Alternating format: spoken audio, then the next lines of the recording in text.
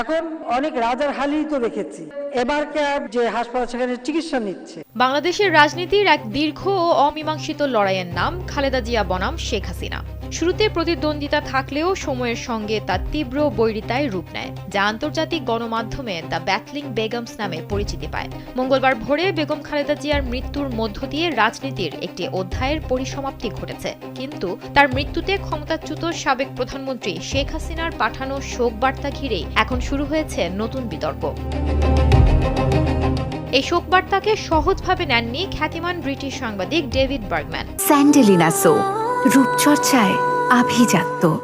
সামাজিক যোগাযোগ মাধ্যম এক্সে এক পোস্টে তিনি শেখ হাসিনার এই শোক বার্তাকে রীতিমতো ভণ্ডামি বলে অভিহিত করেছেন। রোজই শুনি এই মরে মরে এই যায়, তো বয়স তো 80-র উপরে, তো মৃত্যু সময় হয়ে গেছে, তার মধ্যে অসুস্থ, তো এখানে এত কান্নাকাটি করতে লাভ নাই। বার্গম্যানের